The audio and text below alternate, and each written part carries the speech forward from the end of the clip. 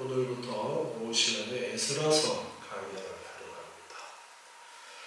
에스라서와 그리고 에스라서 끝나면 이어서 학개서로 그렇게 연결을 하려고 합니다. 우리 구약 성경을 보면은 모세 오경이 있고, 그리고 나서 다음에 모세 오경이 뭐예요? 창세기, 출애굽기, 레위기, 민수기, 신명기, 모세가 기록했다. 그래서 모세 오경이라고 이렇게 부르죠. 그 다음 성경이 뭐예요? 여호수아. 다음에 사사기. 그렇게 연결이 되어지죠. 여호수아서부터는 이스라엘의 역사의 기록이라고 해서 역사서라고 그렇게 구분을 합니다. 그래서 여호수아, 사사기 다음에 무슨 성경이에요? 룻기. 사사 시대의 그러한 내용을 기록을 하고 있는 룻기가 거기에 첨가가 되어지고요. 다음에 뭐예요? 사무엘 상하. 사무엘 상하의 주된 역사적인 내용은 누구로부터 주로 시작이 되어져요? 네. 사사 시대에 이어지는 역사예요. 사무엘이라는 선지자가 사사 시대에 이렇게 선지자로 활동하다가 그 다음에 왕이 세워지죠. 누구가 처음 왕으로 세워집니까? 사울이 왕으로 세워지죠. 그래서 사무엘 상하에는 이제 사무엘로 시작해서 왕 사울이 세워지고, 그리고 그 사울의 뒤를 이어서 또 누가 왕이 되어서요? 다윗이 왕으로 세워지고, 그리고 나서 그 이후에 누가 또 왕입니까? 솔로몬이 왕으로 세워지죠. 이렇게 사무엘 상하 다음에 열왕기 상하 이렇게 또 연결이 되어집니다. 그래서 솔로몬으로 시작해서 열왕기서에 여러 왕들이 세워졌는데, 솔로몬 이후에는 나라가 남북으로 갈라지죠. 북이스라엘이라고 그렇게 흔히 부르고, 남쪽을 남유다 혹은 그냥 유다 이렇게 부릅니다. 그래서 여러 명의 왕들이 있었죠. 그래서 제목을 열왕기 상하. 지금 여러분 성경 쓰기 대회, 그래서 저번에 사무엘 상하하고 이번에 열왕기 상하 이어서 그렇게 하는데요. 이처럼 역사적인 그런 내용이 쭉 연결이 되어지는 것이 열왕기 상하까지 해서 이스라엘의 왕들에 대한 역사가 기록이 되어집니다. 자, 그리고 열왕기 상하 다음에 또 무슨 성경이 있어요?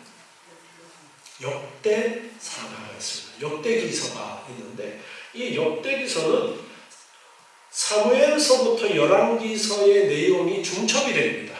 중첩이 되는데, 그런데 조금 다른 것이 다윗 왕가를 중심으로 주로 기록이 되었습니다. 역대기가 역시 왕들에 대한 기록임에도 불구하고 북쪽 이스라엘에 대한 기록은 아주 생략이 되어지고, 남쪽 유다에 대한 기록을 중심으로 기록이 되어지고 있어요. 그리고 나서 마지막에 바벨론에 멸망당하는 그러한 역사로서 그 역사가 끝이 나게 되는 것을 볼 수가 있습니다. 역대하 36장 22절 말씀을 보시면, 역대하 36장 22절에 바사왕 고레스 원년에 여호와께서 예레미야의 입으로 하신 말씀을 응하게 하시려고 바사왕 고레스의 마음을 감동시키시매 저가 온 나라에 공포도 하고 조소도 내어가로되, 바사왕 고레스는 말하노니 하늘의 신 여호와께서 세상 만국으로 내게 주셨고 나를 명하여 유다 예루살렘에 전을 건축하라 하셨나니, 너희 중에 무릇 그 백성된 자는 다 올라갈지어다. 너희 하나님 여호와께서 함께 하시기를 원하노라 하였더라. 아멘. 자, 이 내용이 오늘 에스라서에서 읽은 내용과 비슷하게 되어져 있는 것을 알 수가 있습니다. 이 역대상하와 에스라서는 에스라가 기록한 것으로 그렇게 전해지고 있습니다. 그래서 유다의 바벨론 멸망과 그리고 하나님께서 그 바벨론을 회복시키신다라는 메시지로 역대서가 끝나고 이제 에스라서는 본격적으로 어떻게 회복이 되어지는가에 대한 역사가 기록이 되어지고 있는 것을 볼 수가 있습니다. 에스라, 느헤미야, 에스더 이제 이렇게 다음 역사서가 이어집니다. 에스라서 다음에 이제 느헤미야서가 있고 그리고 에스더서가 있는데 시대적으로 보면은 에스라서의 내용이 있고 그리고 에스더서의 내용은 이 포로로 잡혀갔던 유다 백성들이 이제 돌아오게 되어지는데 몇 년 만에 돌아오게 되었습니까? 70년 만에 돌아오게 되어지는데 그 돌아오는 역사의 기록 그 중간에 에스더서의 내용이 들어가게 됩니다. 그래서 바사 시대, 바사라고 하면은 흔히 페르시아라고 부르는 그 시기를 이야기합니다. 우리가 역사 시간에 학교에서 배울 때는 페르시아라고 그렇게 배웠는데 우리 개혁 성경에는 그 발음이 원어 발음에 아주 가깝게 번역이 되어져 있습니다. 그래서 바사라고 그렇게 번역이 되어져 있는 것이고요. 흔히 우리나라에서는 페르시아라고 하는 것이 바로 바사를 이야기하는 것입니다. 그래서 바벨론과 그리고 그 뒤에 이어서 있었던 페르시아 제국 그 시기 때에 이제 포로에서 돌아오는 그 역사가 있는 거예요. 그런데 에스라서는 바로 그 시기에 이제 있었던 역사적인 사건들을 그 후대의 에스라가 기록을 한 것이 바로 에스라서가 되어집니다. 이렇게 에스라서와 에스라 다음에 이제 느헤미야 이렇게 시대적으로는 이어지고 그 중간에 사건이 에스더서의 사건이라고 말씀을 드렸는데요. 주전 539년부터 400년까지의 이제 이스라엘의 역사의 기록이 에스라, 느헤미야, 에스더 그렇게 되어집니다. 에스라는 이제 포로 귀한 그 시대에 기록되어져 있던 세계 역사서 가운데 가장 첫 번째 에스라, 느헤미야, 에스더 중에 첫 번째 기록으로서 1차 포로 귀환, 바벨론에서 포로로 돌아오는데도 1차, 2차, 3차가 있었어요. 잡혀갈 때도 1차, 2차, 3차가 있었는데 포로에서 귀환할 때도 3차에 걸쳐서 귀환하게 되어졌는데 그 1차 포로 귀환부터 해서 3차 포로 귀환까지의 약 90년간의 역사를 에스라서에서 기록을 하고 있습니다. 그리고 돌아와서 성전을 짓게 되어지는데 제2성전이었던 수룹바벨 성전의 건축 그리고 에스라의 신앙 개혁에 대한 내용이 이 에스라서에 기록이 되어진 것을 볼 수가 있습니다. 느헤미야는 이제 3차 포로 귀환을 주도했던 사람인데요. 느헤미야에 의해서 기록이 되어진 것이고요. 주전 444년 3차 바벨론 포로 귀환으로부터 해서 주전 400년까지 주전에는 숫자가 짧을수록 최근이에요. 숫자가 먼 것은 더 이렇게 멀리 있는 거예요. 주후는 어떻게 돼요? 숫자가 짧을수록 오래된 거잖아요. 그런데 주전은 숫자가 길수록 오래된 겁니다. 예수님께서 오신 날을 기준으로 해서 이제 주전, 주후 그렇게 서양의 역사의 기준을 두고 있어서 AD, BC 영어로는 이제 그렇게 이야기를 하는데요. 주전 444년 3차 포로 기한부터 400년경까지의 역사가 이제 느헤미야에 기록이 되어져 있는 것을 볼 수가 있습니다. 이 느헤미야서에는 성벽 재건에 대한 내용이 주로 다루어져 있고요. 에스라서에서는 성전 건축과 그리고 개혁 운동에 대해서 기록이 되어져 있는 것을 볼 수 있습니다. 주전 722년에 북이스라엘이 먼저 멸망하게 되어지는데요. 그때 북이스라엘을 멸망시켰던 나라는 아수르, 우리가 역사 시간에는 아시리아라고 배운 아수르 제국이 북이스라엘을 멸망시켰어요. 그런데 북이스라엘을 멸망시켰던 그 아수르는 정복지의 사람들을 뽑아다가 다른 데다가 갖다 놔요. 서로 섞어버리는 거예요. 이유가 있겠죠. 다시 일어나서 그 나라를 회복시키지 못하도록 이쪽 나라 사람들은 저쪽에 갔다, 저쪽 나라 사람들은 이쪽에 갔다, 이렇게 섞어버렸습니다. 그래서 이스라엘, 북이스라엘 지역에 불리워지는 사람들이 있죠. 어떤 사람들인지 아십니까? 신약 성경에도 수가성이 있었던 사마리아인이라는 말이 거기서 이제 만들어지는 거예요. 사마리아인들을 예수님 당시에 유대 사람들은 상종을 안 하려고 했죠. 왜 그랬냐면 피가 섞였다고. 북이스라엘이 망하면서 이방 나라 사람들을 이쪽에 섞어버린 거예요. 그래서 다른 이방인들과 혼인하게 되어지고 거기에서 태어난 사람들을 예수님 당시에 남쪽 유다의 사람들이 사마리아인이라고 그렇게 불렀다고 합니다. 그래서 아주 상종을 안 하는 이방인 취급을 하게 되어졌는데 북이스라엘을 정복했던 아시리아, 아수르는 이렇게 정책을 폈습니다. 그리고 남유다가 바벨론에 의해서 멸망당하게 되었습니다.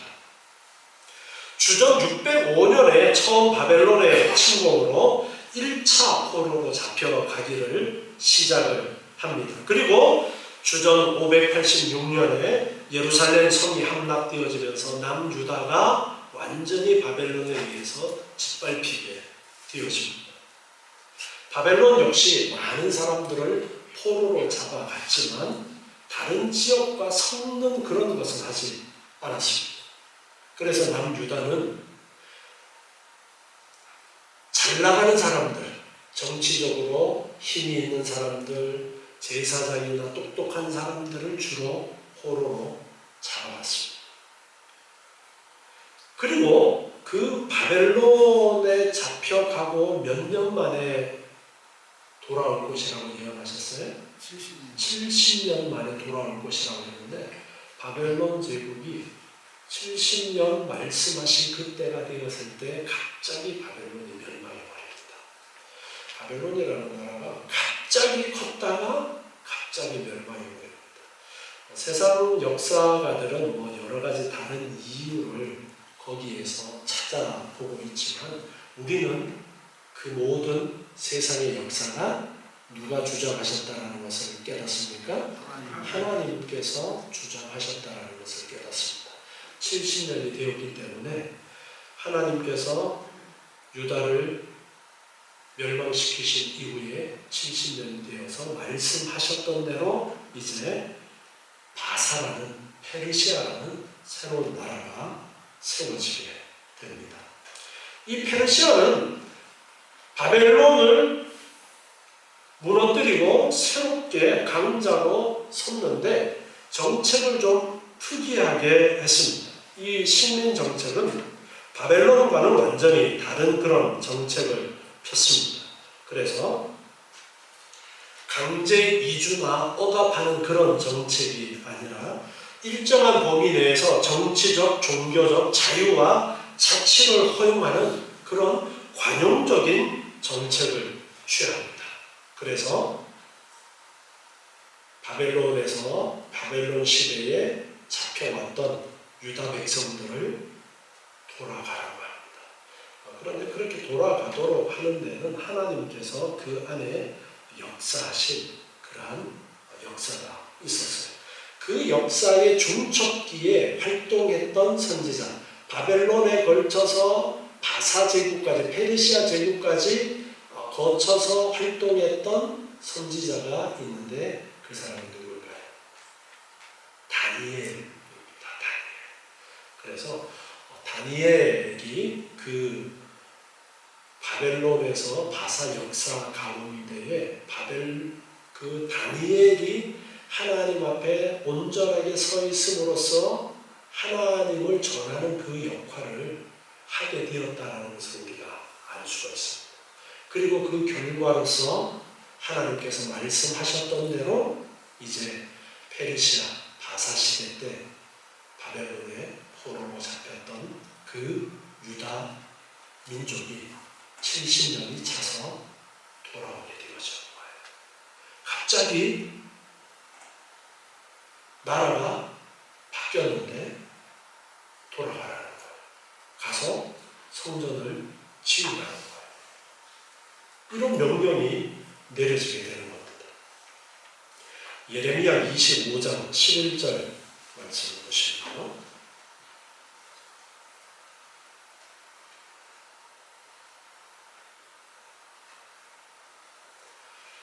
오늘 에스라서 1장 1절에서 예레미야의 입으로 하신 말씀을 응하게 하시려고 그렇게 말씀하는 것을 볼 수 있는데요. 그 예레미야에게 하신 말씀이 예레미야 25장 11절에 보면 이 온 땅이 황폐하여 놀램이 될 것이며 이 나라들은 70년 동안 바벨론 왕을 섬기리라. 나 여호와가 말하노라. 70년이 마치면 내가 바벨론 왕과 그 나라와 갈대아인의 땅을 그 죄악으로 인하여 벌하여 영영이 황무케 하되 내가 그 땅에 대하여 선고한 바 곧 예레미야가 열방에 대하여 예언하고 이 책에 기록한 나의 모든 말을 그 땅에 임하게 하리니 여러 나라와 큰 왕들이 그들로 자기 역분을 삼음으로 내가 그들의 행위와 그들의 손에 행한 대로 보응하리라 하시니라. 아멘. 예레미야 선지자 그리고 그 앞에 이사야 선지자 있었습니다. 이사야 선지자도 예레미야 선지자도 남유다가 바벨론에 의해서 멸망한다. 그 메시지를 전했던 사람이에요. 하나님께서 말씀하신 대로 바벨론에 의해서 망할 것이다. 결국은 그 예언대로 망한 거예요. 그런데 이사야 선지자와 예레미야 선지자가 하나님의 말씀을 받아서 전했는데 망한다라는 예언만 한 것이 아니라 다시 회복되어질 것에 대한 예언을 했어요. 특별히 이 예레미야서에 보면은 땅 못을 박아서 70년 동안 바벨론 왕을 섬기리라 그렇게 말씀하셨습니다. 70년이라는 정확한 숫자를 못 박았어요. 그리고 돌아오게 될 것을 말씀하셨는데 그 말씀대로 70년이 찼을 때에 바사라는 나라가 갑자기 일어나서 바벨론을 멸망시켜버리고 이제 돌아가서 성전을 지어라. 고향으로 돌아가라. 이렇게 조서를 내리는 겁니다. 그래서 그들이 말씀하셨던 대로 이제 돌아오게 되어져요. 우리가 구약 성경을 멀리서 이렇게 큰 주제들을 같이 생각해 보면서 하나님께서 어떻게 그 역사 가운데 역사하셨는가. 구약의 이스라엘은 하나의 본보기로 부르신 거예요. 이스라엘만 구원받은 건 아니에요. 하나의 본보기로 그들을 불러서 하나님이 택한 백성을 향해서 어떻게 역사하시는가를 가르쳐 주시는 것이 구약 성경이에요. 그런데 하나님께서 아브라함을 부르셨어요. 그런데 그 아브라함을 부르시고 가나안 땅을 보여주시면서 야 여기 이 땅을 내가 그런데 그 일이 어떻게 이루어집니까? 아브라함은 자식도 없어. 그런데 하나님이 어떻게 하셔요? 100세가 되어서 아들을 주십니다. 그 아들이 누구예요? 이삭이죠. 이삭이 태어납니다. 그리고 그 이삭에게서 쌍둥이가 태어나요. 누구하고 누가 태어났어요? 에서하고 야곱이 태어났어요.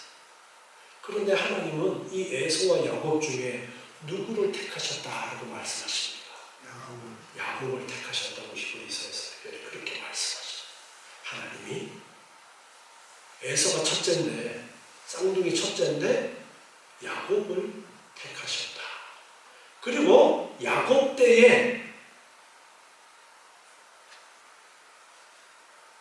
어디로 내려가게 되었습니까? 애굽으로 내려갑니다. 누구 때문에? 요셉 때문에. 요셉이 형들의 시기심에 의해서 애굽으로 노예로 팔려간 그런 사건을 계기로 해서 결국에는 그 온 가족이, 야곱의 모든 가족이 흉년 때문에 애굽으로 내려갑니다. 그런데 이 애굽으로 내려갈 것이다. 하나님이 언제 말씀하신 거예요? 누구에게? 아브라함에게 이미 말씀하셨던 거예요. 그래서 애굽으로 내려갔어요. 그리고 그 애굽에서 4대 만에, 약 400년 만에 이제 나오게 되었습니다.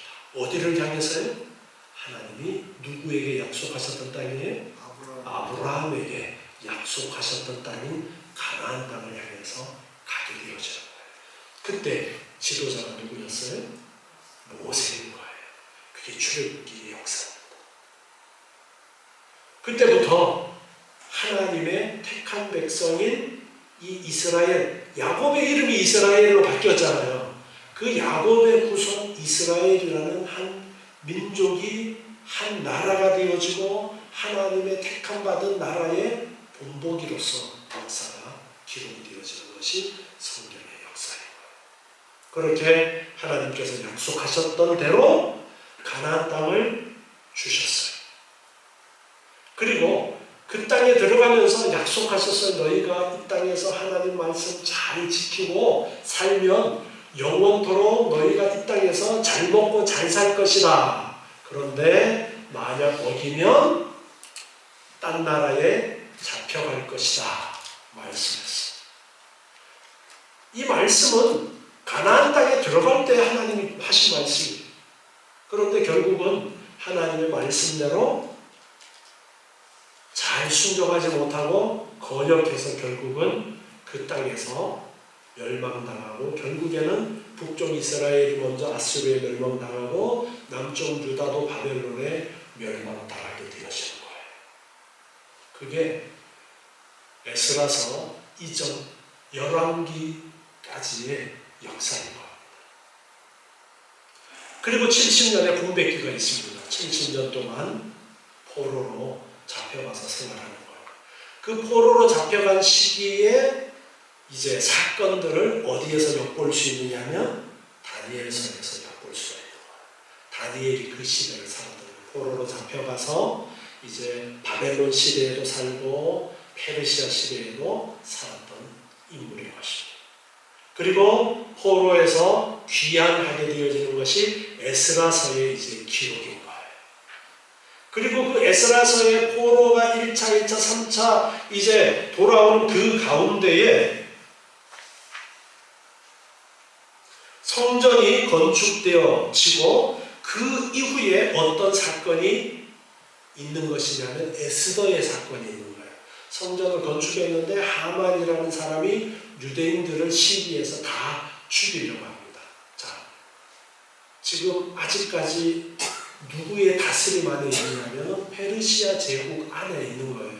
비록 본국으로 돌아가서 예루살렘으로 돌아와서 성전을 지었지만 페르시아 제국 안에 있는 거예요. 그런데 만약 유대인을 다 죽이라 그러면 어떻게 되는 거예요?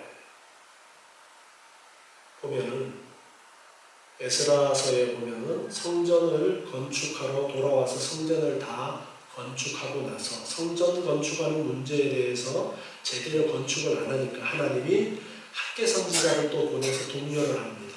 그리고 성전을 지어요. 그리고 나서 느헤미야 때에는 예루살렘 성을 건축하는 이 일을 이제 느헤미야가 왕에게 명을 받아와서 느헤미야 성을 예루살렘 성을 보수하게 되었었는데 그때에 시기하는 사람들이 주변에 많이 있었어요. 성전 재건할 때부터 시기하는 사람이 많이 있었어요. 그런데 만약에 에스더 때에 야 유대인들 다 죽여라 라는 첫 번째 그 조소대로 되었다면 어떻게 되는 거예요?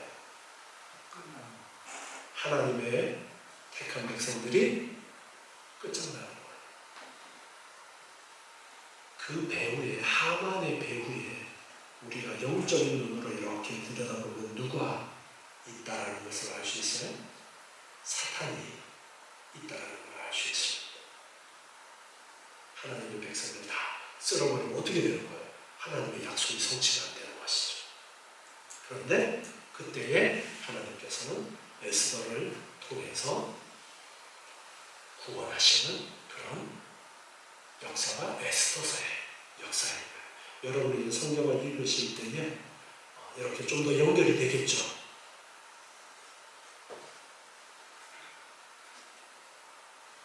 그래서 이제 이 포로에서 돌아와서 성전을 건축하게 되어지는 이 역사가 에스라서에 기록되어지는데 오늘부터 시작해서 에스라서의 내용들을 쭉 배우고 나서 그리고 학개서는 선지자, 학개 선지자, 학개서로 그렇게 연결을 해서 우리가 말씀을 배우도록 그렇게 하려고 합니다. 오늘은 에스라서의 서론으로서 시대적인 그러한 배경의 말씀을 배웠는데 중요한 것은 이 모든 역사의 배후에 누가 계셨다라는 거예요?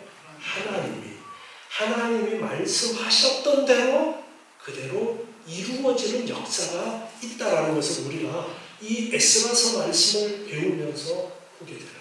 하나님이 택한 백성을 어떻게 보호하시는가? 하나님이 하나님의 백성들을 어떻게 구원하시는가? 약속을 어떻게 이루어 가시는가? 그러한 은혜들이 이 말씀들을 배우는 가운데 숨겨져 있습니다. 하나님은 신실하신 하나님이십니다. 약속하신 것을 반드시 이루시는 하나님이십니다. 예수님께서 가시면서 뭐라 그랬어요? 내가 곧 오마 제 이름을 약속하셨습니다. 반드시 오십니다. 제 이름의 때를 우리 고대하면서 살아가시는 여러분 되시기 바랍니다. 기도하겠습니다.